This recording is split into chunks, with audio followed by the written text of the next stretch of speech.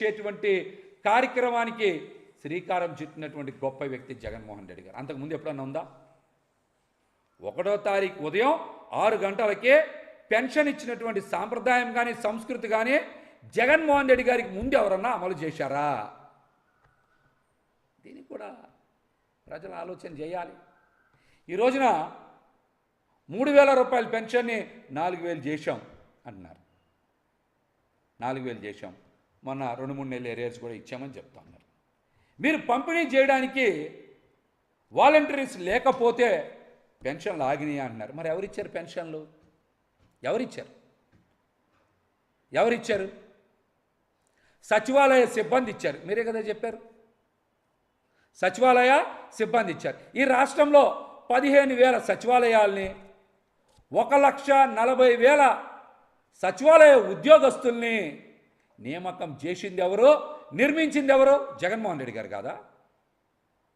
ఈ రాష్ట్రంలో 15,000 సచివాలయాలు నిర్మించి 1,40,000 పైచిలకు సచివాలయ ఉద్యోగస్తుల్ని నియామకం చేసింది జగన్మోహన్ రెడ్డి గారు కదా.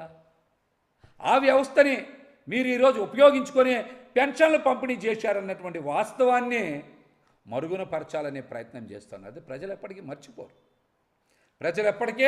మర్చిపోరు. ఈ రోజున జగన్మోహన్ రెడ్డి గారు ప్రవేశపెట్టినటువంటి పెన్షన్ పథకం అమలు విధానాన్నే కూటమి ప్రభుత్వం కూడా అమలు చేస్తుంది. అంతే తప్పించి ఇందులో కొత్త ఏమీ కూడా లేదు. 1వ తారీఖున ఉదయం 6 గంటలకి ఇంటికి తీసుకెళ్ళి ఇచ్చేటువంటి పెన్షన్ విధానాన్ని ముమ్మాటికి అమలు చేసింది జగన్మోహన్ రెడ్డి గారే. ఈ రోజున పెన్షన్లు పంపిణీ చేసింది సచివాలయాల ద్వారా సచివాలయ సిబ్బందే. మళ్ళీ చెప్తున్నాం, సచివాలయ నిర్మాణం చేసింది, ఉద్యోగస్తుల నియామకం చేసింది జగన్మోహన్ రెడ్డి గారే. ఇందులో కూటమి కొత్తగా సాధించింది ఏంటో కూడా వారు చెప్పాలి, ప్రజలు కూడా గ్రహించాలని తెలియజేస్తాను. చేసేటువంటి కార్యక్రమానికి శ్రీకారం చుట్టినటువంటి గొప్ప వ్యక్తి జగన్మోహన్ రెడ్డి గారు. అంతకుముందు ఎప్పుడన్నా ఉందా? 1వ తారీఖు ఉదయం 6 గంటలకే పెన్షన్